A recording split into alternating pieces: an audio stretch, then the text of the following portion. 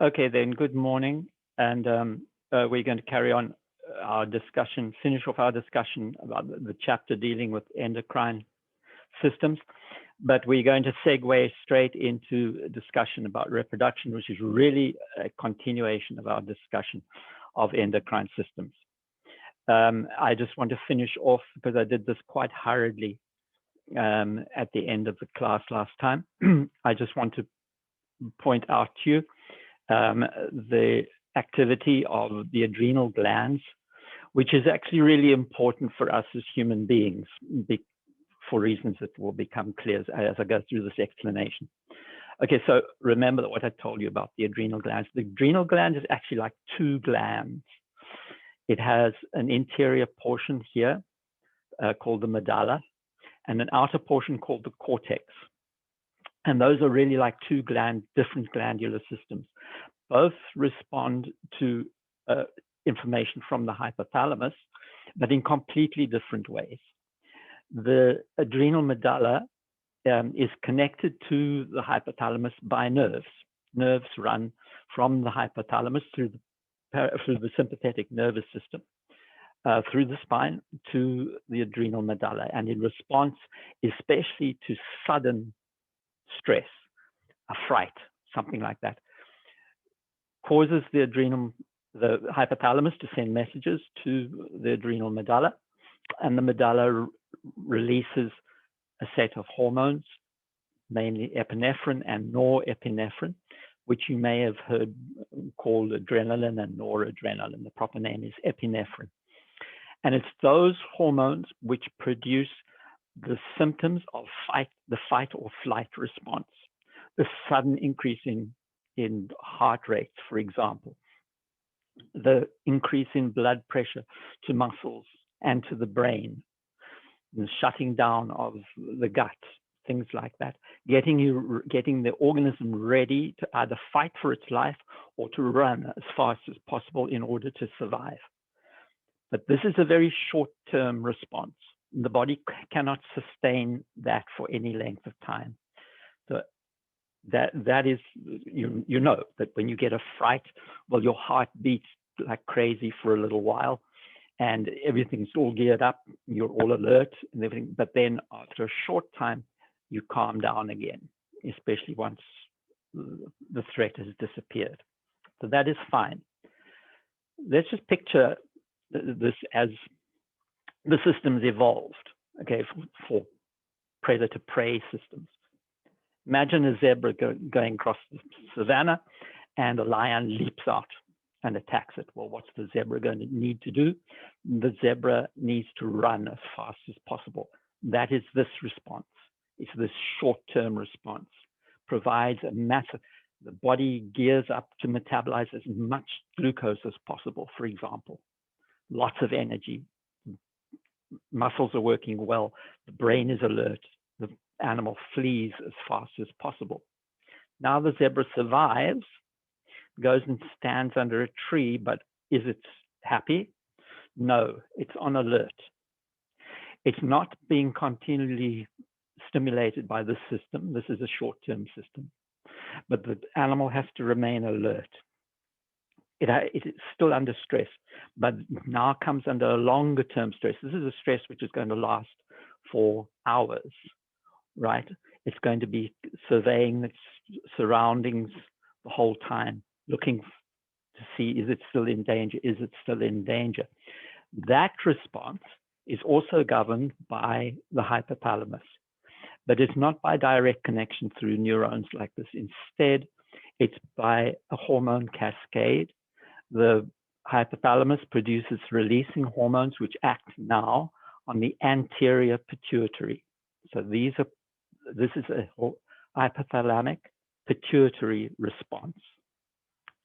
The pituitary releases this set of this hormone here, adrenocorticotropic hormone, ACTH, adrenocorticotropic hormone. Adrenocorticotropic hormone circulates throughout the body, but it has its main effect on the cortex of the adrenal gland, that outer portion there. And this is what should really interest us, because it produces, this is a very powerful glandular set, and it releases two main groups of hormones. They're called the mineralocorticoids and the glucocorticoids. You don't need to remember those, just have them somewhere in your head. So where you will see these referred to often in common literature and everything, because these are things like cortisone.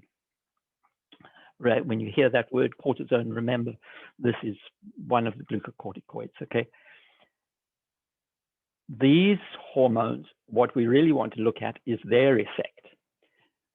Look here, for example, they cause the retention of sodium ions, they increase the salt content of your blood, and in doing so, they cause more water to pass into the circulatory system.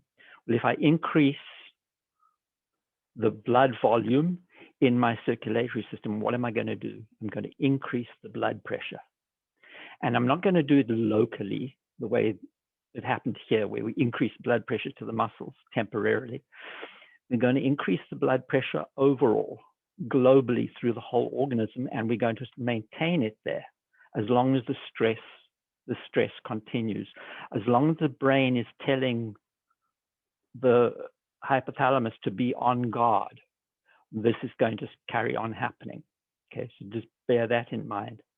Another effect, tends to break down proteins, fats, all available kind of storage of energy. It tends to break all of these down and convert them to glucose. You start to raise the blood glucose. The organism is raising blood glucose for a reason. It's raising blood glucose ready for another bout like this.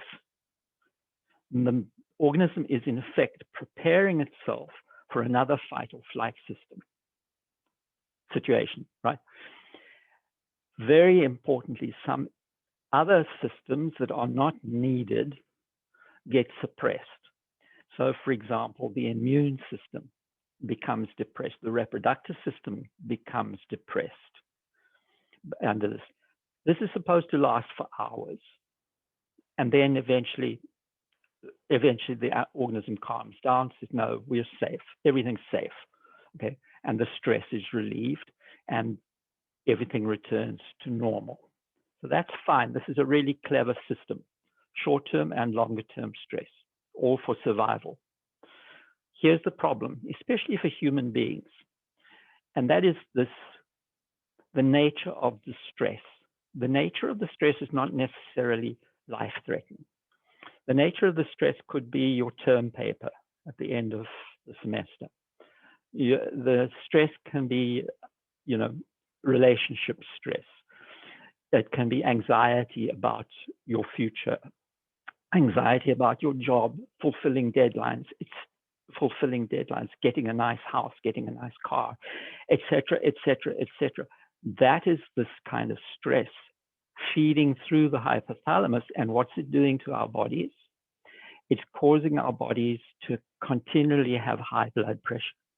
It's leading us to tend towards things like diabetes. It's suppressing our immune system, making us more susceptible to things like infections and maybe cancers and things like that as well. So this long-term stress is of extreme interest, especially in human beings, because we provide psychological stress on our hypothalamus. We can provide psychological stress to our hypothalamus, which can end up being extremely dangerous in the long term. You need to interrupt this. This is why things like exercise, meditation, reading a book that takes you out of yourself, etc. This is why these things are so important, because they interrupt this. They stop this stress on the cortex from being continual. Okay, so on your slide set, we have a couple of slides to go. I've shifted the title page up a little bit. because really now we're going to start talking about animal reproduction. I just want to try and do something here. Sorry. No, that's not what I wanted to do. There I am. I hope that that works. I don't know if it does. It's just that I'm got videos in front and I don't know how to get rid of the videos without getting rid of me. At any rate, so we're going to start talking now about about animal reproduction, not just human reproduction, but animal reproduction. And it's really, in most ways, a continuation of our discussion about endocrine systems. And we'll have, as you'll realize. So first of all, let's talk a little bit about what we refer to as the sex hormones. The sex hormones are hormones which are largely, not entirely, but largely produced by the gonads, either the ovaries or the testes. I'll tell you where else they can arise in a while. And there are three groups that we need to talk about. First of all, the androgens. Androgen means male hormone. So there are various male hormones, but the most important one, the one that we'll talk about, is testosterone. And then in females, there are females largely produce estrogens and progestins. I should emphasize that both sexes can produce all of the hormones. It's just that the balance is different. So females, for example, do produce some testosterone, but it's very little, and it's not from the gonads, it's from the adrenal glands. So the testes are mainly responsible for synthesizing the androgens, and the one we'll talk about is testosterone, and that is the hormone which governs the development and maintenance of the male reproductive system. Testosterone is also responsible for driving the development of the male fetus in utero. Initially, just to explain it briefly, initially an embryo is neither male nor female. It has an indeterminate morphology. But the embryo produces a very small amount, all embryos produce a very small amount of testosterone from their adrenal glands as they develop. In males, on the Y chromosome, in mammals at least, there is a gene called the FRY, the sex recognition gene. So if a male has a sex recognition gene, it responds to the presence of that small level of testosterone by swaying its morphological development to male. So the male morphology develops in response to the testosterone, the small amount of testosterone. Female fetuses also produce small amounts of testosterone, but they can't respond to it because they don't have the genetic machinery to do so. They just can't see the testosterone, and they carry on along a pathway which leads to female morphology. So the female morphology is the default, and male is swayed by the presence of testosterone because they have the gene for recognizing testosterone. That's what makes a male, a fetus which is clearly male. What makes a fetus that is clearly female. There, I will say right now, there are intergradations that do occur. There's all sorts of things that can happen in development that can lead to intermediate kind of situations. Testosterone is also responsible for increases in body mass, especially bone mass and muscle mass.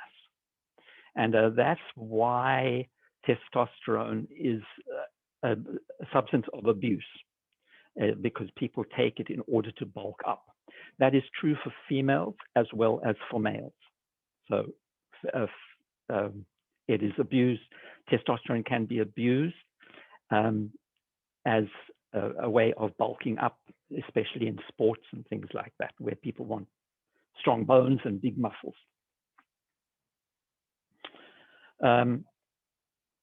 So in the females, they produce far more of the set of hormones called the estrogens and the progestins. Those are the two groups that females produce predominantly. Estrogens, the one that you've heard of, simply has that name, estrogen, but it's actually, there are several estrogens. The most important one is estradiol, and that's the one that we're going to talk about. And estradiol interacts in a very complex way, as we'll see, with reproductive cycles and everything, and they're mainly responsible for the development of the ovum, for development of the reproductive system in females, and then at puberty for the production of secondary sex characteristics. Especially, we will talk mainly about humans, and in most of the mammals, another set of hormones called the progestins, with the most important one being progesterone, are produced and progestins are mainly involved with structuring and maintenance of the uterus in order to create an environment which will support a fertilized egg. So we'll see exactly the cycling of that in a while. All of this, in both males and females, the sex hormone synthesis of the sex hormones by the gonads is controlled by the pituitary, and is under the ultimate control of the hypothalamus. And they're controlled by two hormones whose names you must remember. This is FSH, follicle stimulating hormone, and this one, luteinizing hormone. In both males and females, these play a very important role in the reproduction. So there is this interesting thing about our reproductive systems. And that is, of course, that for a long period of time, in human beings, actually for a very long time compared to other mammals, we have, 11, 12 years when we are non-reproductive. I wouldn't say that we're non-sexual, but we are non-reproductive. We cannot produce active gametes. And then that's, of course, suddenly changes. It changes at puberty. And this is very interesting. Why? How do we shut that? How do we stay quiet all that time? How does our sex hormones and everything stay quiet? And then all of a sudden, they spring to life. Well, the answer lies in a peculiar feature of our hypothalamus. And that is, up until the age of about 11 or 12, our hypothalamus is exquisitely sensitive to a negative feedback loop. If it sees any sex hormone present, which it will do, we produce a small amount of testosterone, small amount of estrogen, and even when we're children. But the hypothalamus, when it sees that, it shuts down its instructions to the anterior, to the pituitary, to the posterior pituitary. It shuts it down, and it does not release luteinizing hormone and follicle stimulating hormone. So no development of the gametes or of the ovaries or testes takes place. No secondary sex characteristics develop. There's no massive release of testosterone or estrogen or anything else. And that carries on until you're about 11 or 12. And then all of a sudden, the hypothalamus begins to change, and it loses the sensitivity.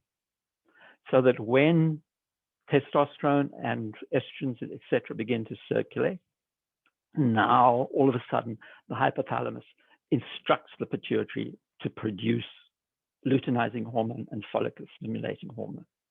And all of a sudden, everything cranks into high gear. Now, all of a sudden, the gonads are instructed, now make your sex hormones And the effect of those sex hormones is to lead to the development of, in the female, of the ovum, and in males, the beginning of sperm manufacture, along with the release of these sex hormones, which cause all of the secondary sex characteristics. So up until the age of 11 or 12, you've got a break on in your hypothalamus. As you get to about that age, that break is lifted, and all of a sudden everything floods through with all of the consequences that you probably understand already. Okay, let's talk a little bit about reproduction and a couple of other systems. It's an extremely interesting topic, but unfortunately I can't, we don't have the time to go into all of the permutations. Some of it I'll just refer to. If you're interested, you can look it all up. But let's first of all make a distinction. In the animal kingdom, asexual reproduction is in fact very, very common. We do not reproduce asexually at all, of course, but through the whole animal kingdom, asexual reproduction is very, very common. And asexual reproduction is any form of reproduction that doesn't involve the production, the fusion of an egg and a sperm in order to reproduce. It may involve the production of an egg, but it does not involve fertilization. So sexual reproduction is the union of a gamete, sperm, a male gamete, sperm, with a female gamete, egg. That union produces a fertilized egg, which begins dividing, and we refer to it as the zygote until it reaches a certain level of development, and we will then refer to it as an embryo. So asexual reproduction in itself is a very good system. Many organisms rely on asexual reproduction almost entirely, perfectly successfully. It has one major disadvantage. Rather, I'd phrase it this way. Sexual reproduction has a huge advantage over asexual reproduction, in that sexual reproduction causes a tremendous amount of variability in the offspring. Because you'll remember that what happens during the process of meiosis, of halving the number of chromosomes in egg and sperm, is you get all sorts of recombinations of the genes. And you end up producing unique eggs and genetically unique eggs, genetically unique sperm, and unite them, and you've got double unique zygote. Sexual reproduction is hugely advantageous in evolutionary terms because it produces such a variety within a population. Asexual reproduction may be very successful. It may lead to an increase in the number in the population, but it does not produce any genetic variability. That is fine as long as the environment stays exactly the same. But populations which are effectively genetically identical, which are clones of one another, are all subject to the same pressures. If a catastrophic pressure is exerted on that population, the entire population is going to suffer from it in the same way. It may wipe out the entire population. In a variable population, you may have some that suffer more than others. Some may survive, some may die, but your population is variable. And so its responses are variable as well. So nonetheless, in many animal groups, even quite advanced animals, asexual reproduction does occur. And in fishes, amphibians, and lizards, the ones that spring to mind, a system called parthenogenesis. Parthenogenesis means reproduction by the female. It means female reproduction. And it's very complex because the offspring that are produced by fishes, amphibians, lizards, etc., are in fact diploid. So they produce actually from they're produced from an egg which is haploid. There's no fertilization, but they end up being diploid, and it's a peculiar system which ends up doubling the chromosomes after meiosis. It sounds very extraordinary, but it actually it happens quite commonly. And here's one really interesting example. There's several, I'd say many lizards have very strange reproductive strategies. Many gecko populations, for example, are entirely female. There are no males. No males are known. They reproduce entirely by parthenogenesis. So here is, these are whiptail lizards. These are from the desert regions of west and southwest of America. And they're all female. Males are completely unknown. The males have never been found. So this population is entirely female. But when you observe them, you'll see that they appear to copulate. These are both female. Not only that, females will not reproduce. They will not produce eggs. They lay eggs, but they won't lay the eggs unless they have copulated. What we have here is a population entirely female, but some behaving as male and some behaving as female. And unless they have appeared to copulate, unless they've been through this behavioral process, the female will not lay eggs. But it's not the end of the complication, because in fact, the females cycle. They cycle between being male, behaving like males, and behaving like females. And when you examine their hormone cycles, you'll see this. Have a look here. You'll recognize the name of the hormones: estradiol, estrogen, and progesterone. And look at them cycling. Have a look here. Here's the estradiol is peaking here.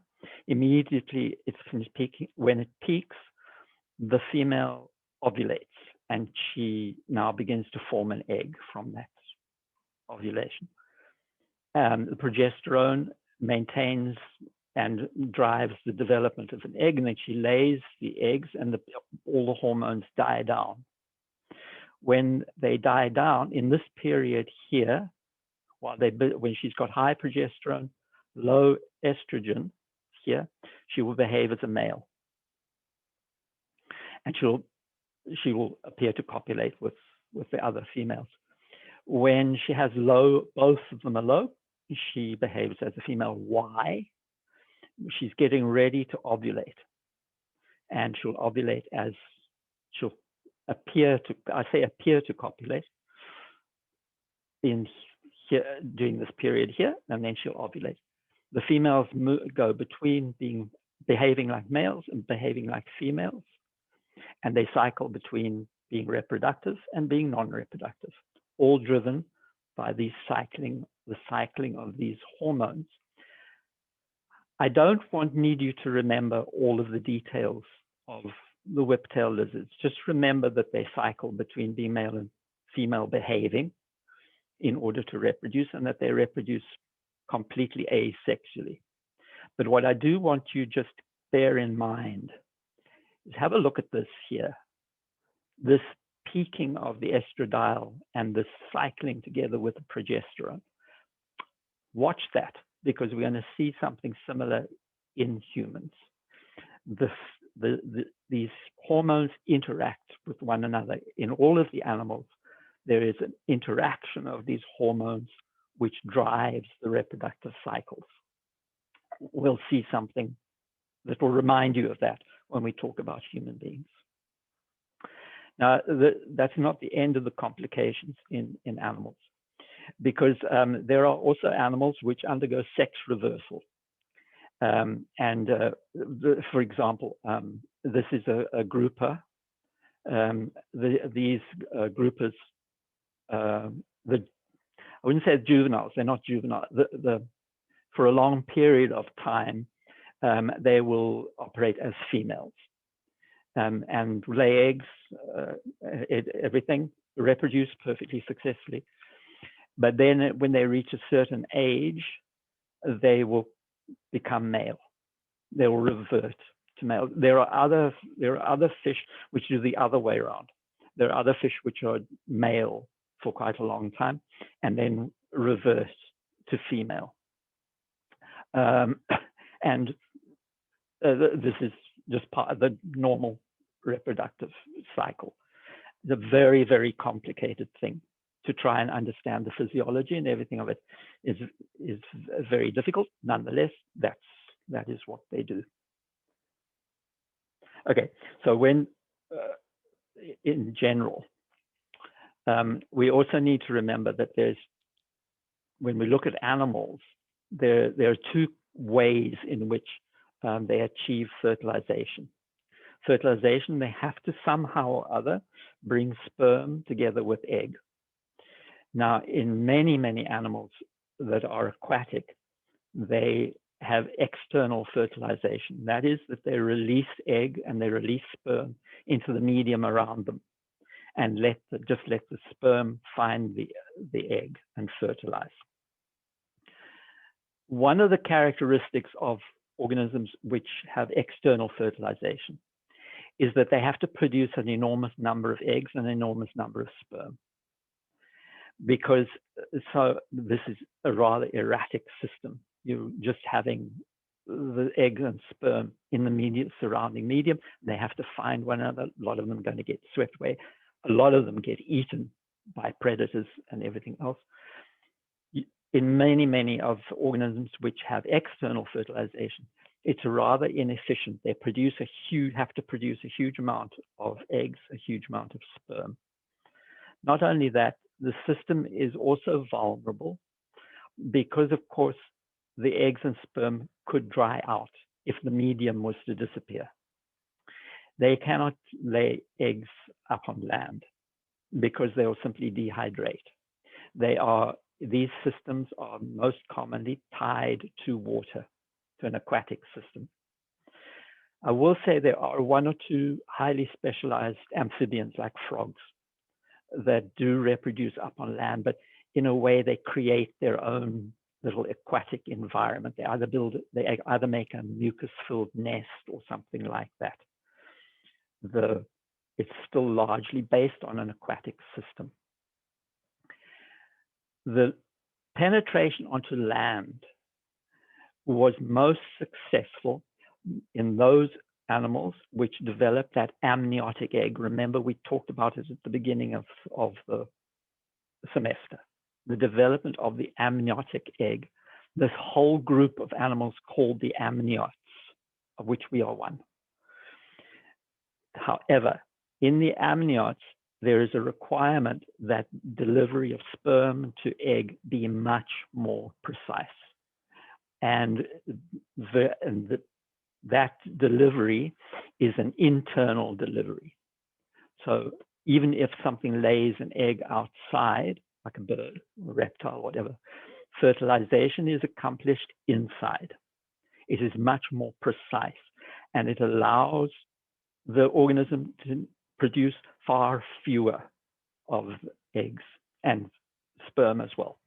It's a much more efficient system, and it has to be that way because the amniotic egg is designed to resist desiccation. It is that amniotic egg, whether the amniotic egg develops outside as a true egg or internally in its subsequent development. The whole system is designed to resist desiccation. And the organism actually invests a tremendous amount of energy in that egg. And so its fertilization becomes tremendously important. That's why requirement is that it be a much more precise system than this external fertilization. So the other thing that we will notice with the amniotes is that they also often invest tremendous amount of energy in providing for a longer development of the embryo. In external fertilization, very often the development of the egg is very rapid, and it leads to the formation of a larva of some sort, like a tadpole.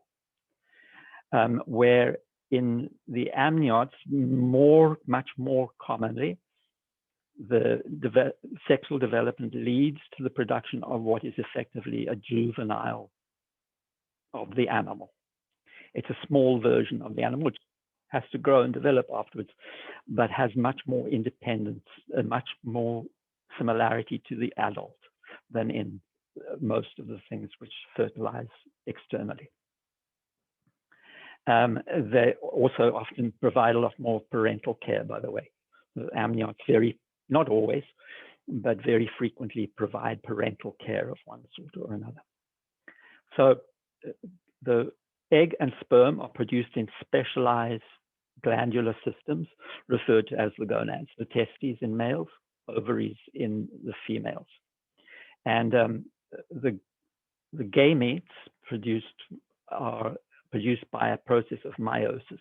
So they are haploid, and fertilization results in a diploid zygote. And the production of those gametes is a very complex process in both males and in females. We tend to get hung up on the complexity of female reproduction because it is a very complex hormonal cycle, et cetera, but we shouldn't forget the production of sperm in males is also a complex process, and it's also under hormonal control.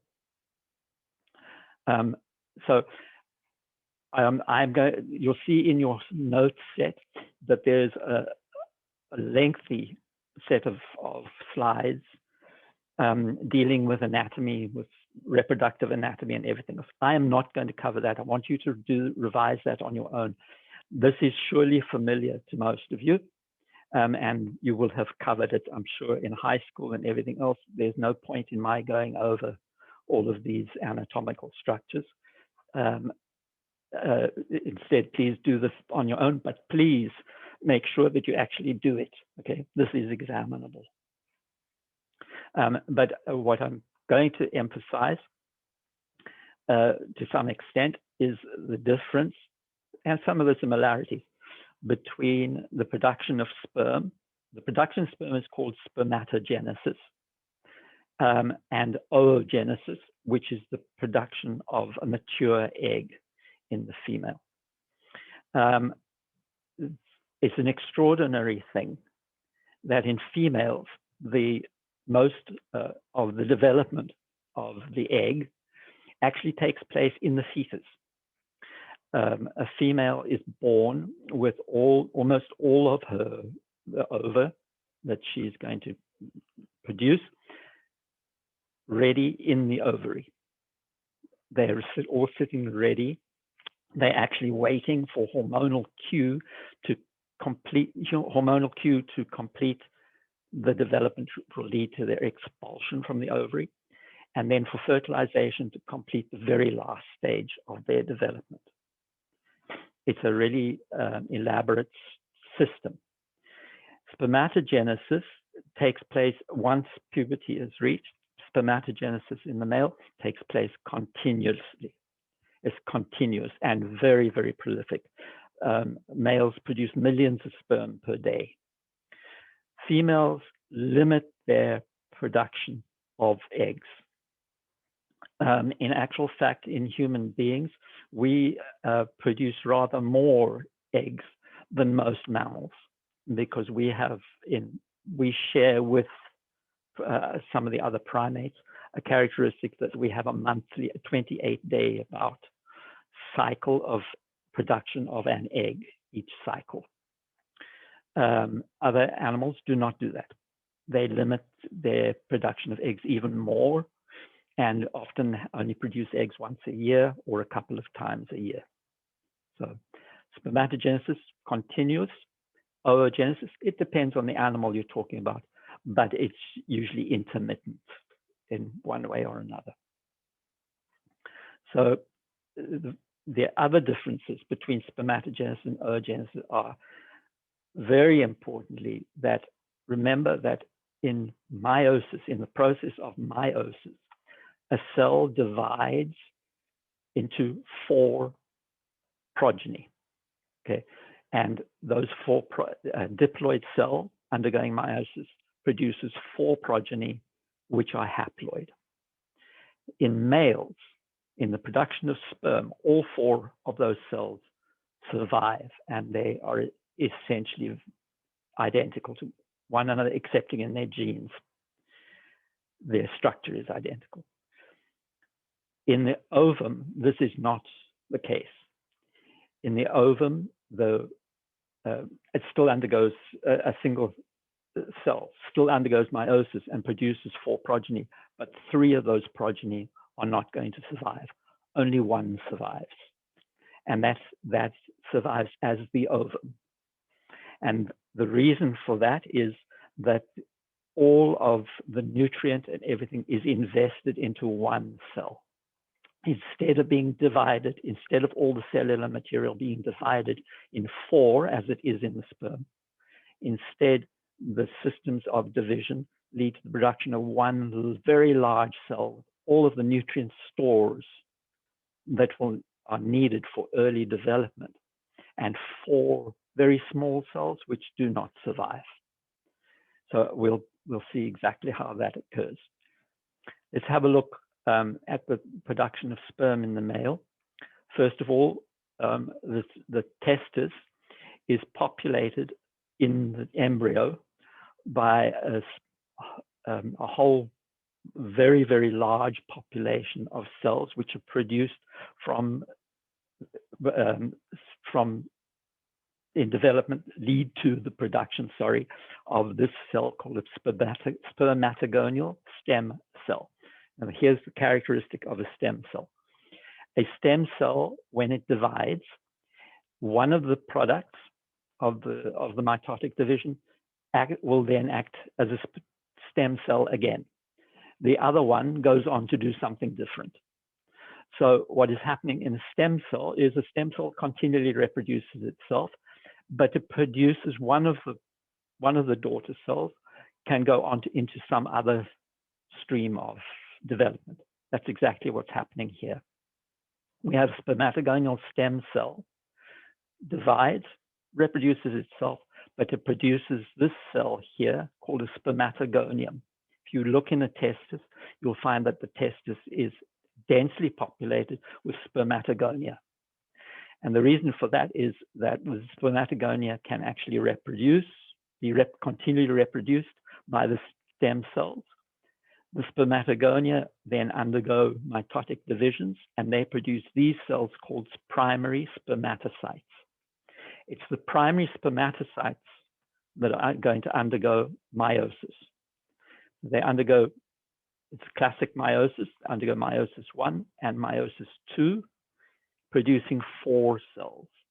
And each of those is going to mature to form sperm. There are supporting cells in the testis. The most important ones are these. They're called the Sertoli cells that actually nourish and guide the development of sperm in the testis. The sperm gather leave the tissue of the testis and move into the whole duct system of the testis. They gather in the lumen of these tubules, and especially in an outer portion here called the epididymis there to mature. They will be expelled from the epididymis during orgasm by muscular contraction. So let's have a look just quickly at the structure of the sperm. First of all, this part here is referred to as the head. That there, called the acrosome, is a collection of digestive enzymes. And those are important in fertilization because the ovum emerges surrounded by layers of other cells called nurse cells. And the sperm has to burrow its way all the way through those. And it does so by releasing digestive enzymes from this acrosome cap there. Here's the nucleus. Behind there is a set of mitochondria because this sperm is incredibly active. It's invested with nutrients which will last for some time. Those nutrients need to be converted into energy, into ATP, and that's done by these mitochondria in this portion here called the midpiece. And they are feeding that energy to the tail. The tail beats to move the sperm, and the sperm swims from it. They're released in the vagina, they make their way through the cervix, all the way through the uterus into the female fallopian tubes. And fertilization takes place inside the fallopian tube. So this sperm has got a long way to go. And it's got a limited amount of energy stored in the head. So it has to use it really, really efficiently. And that's affected by these mitochondria. However, when fertilization takes place, only the contents of the head can enter the egg. Mitochondria cannot. Mitochondria and the tail and everything else stays outside the egg. There's only two things that the sperm contributes to the egg during fertilization. The one is its genetic content in the nucleus. That's one. The other, strangely enough, is that little tiny cross-shaped organelle that produces the mitotic spindle. Contributes one of those. So the two things that the sperm contribute. But the most important one is the nucleus. Okay, so what about the egg? Well, the egg it also undergoes meiosis. In the fetus, there are a substantial number of these development of all of the eggs takes place, and then it arrests, and thereafter, one at a time, development is completed under hormonal instruction. So again, we have during development of the fetus, we have germ cells which lead to the production of a diploid cell called the oogonium. In the fetus, that oogonium undergoes mitotic division, and it ends up producing this cell here called a primary oocyte. These primary oocytes are really interesting because they start to undergo meiosis. They start to divide so that they would produce haploid gametes. But in the fetus, they stop. The primary oocyte only gets to meiosis 1, and then it stops. And all further development waits now until this egg is signaled that it's the one that's going to be released from the ovary. And the completion of meiosis 1, the beginning of meiosis 2, takes place at expulsion of the egg. And look what happens.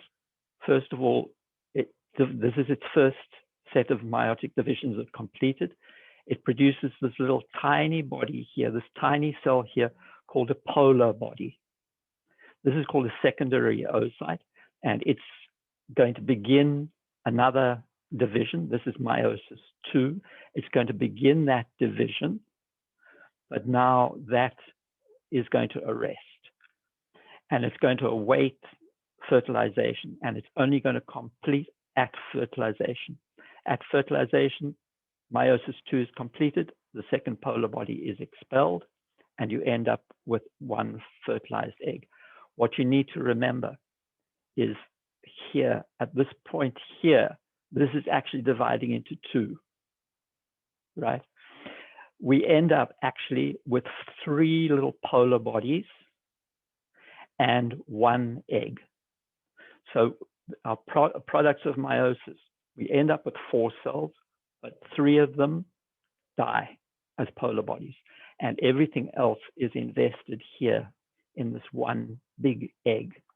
That is so that when at fertilization, the sperm is fertilizing something which has all of its nutrient stores all ready for subsequent development to take place. But also really importantly, if we want to understand all of the hormonal cycling and everything else, we have to look at what's happening in the ovary itself. Here, the primary oocytes are all maintained within these little enclosures called the follicles. As during, we'll talk about human beings because we have a clear 28-day or so cycle. Within the ovary, there is in fact a hormonal competition between different oocytes. A couple of them will start to develop and they'll actually compete with one another, and only one will actually survive as a growing follicle. As that follicle grows, it's actually, believe it or not, in itself a little endocrine gland. It's secreting hormones. And it's secreting hormones which are going to be giving instructions to the uterus and other oocytes and all sorts of things. But it forms this, which is a mature follicle. And again, under hormonal instruction, that follicle will rupture and expel this, the oocyte. Here it is here. The secondary oocyte is expelled. That's the form it's expelled in. It's now ready to undergo its final meiotic division, but it will only undergo it if it's fertilized. So what we want to concentrate on is the fate of this follicle, because the follicle does not just disappear. Instead, it forms a new structure. It's called the corpus luteum. That means the yellow body, corpus luteum. And just remember the name of a hormone, luteinizing hormone. Luteinizing hormone is governing the structuring and the maintenance of this. This corpus luteum is actually in itself a little endocrine gland, and it is going to begin secreting hormones which are responsible for the rest of the reproductive cycle in the female. The corpus luteum is maintained only if fertilization is successful and the fertilized egg implants in the uterus. If no such implantation takes place, then after a while the corpus luteum will degenerate and it will stop giving off its hormones. If the animal successfully becomes pregnant, if there's implantation in the uterus, then the corpus luteum is maintained for quite a long time and continues to produce its hormones. We'll see exactly how when we discuss it in the next class. But I just want you to remember that this follicle here, there is a stage where the follicle is developing, which we call the follicular phase. And there is a phase where the corpus luteum forms, and that we call the luteal phase. And you'll hear reference to that again. I know that this is all complicated, and the reason it's complicated is it is complicated. Okay, remember that complexity in biology, complexity equals control. So there are lots of steps here. Each of them is controlled in a particular way. The way to study this is to slowly go through and tell it like a story. Begin at the beginning for each part and tell its story. You are going to have to go over this several times in order to get it clear in your minds, okay? There's just no other way around it. And we'll continue this discussion next time. Those of you able to do so, do you have any questions? Yes, I have one question. On Friday, do we have class before the test, or we're only taking the test on Friday? You're only taking the test. Okay. Yeah. And are you going to send us another email? Because I know the email says something about, are you going to send us what chapters we're supposed to know for the quiz? Yes, it's anything. It does not include today's class, but it's anything that has not been examined so far. But I can send an email detailing it. Okay, thank you. Sure. Okay, then everyone. I'll see. I won't see you on Friday, but good luck on Friday, and then I'll see you again next week. Okay. Enjoy your day, Professor. You too.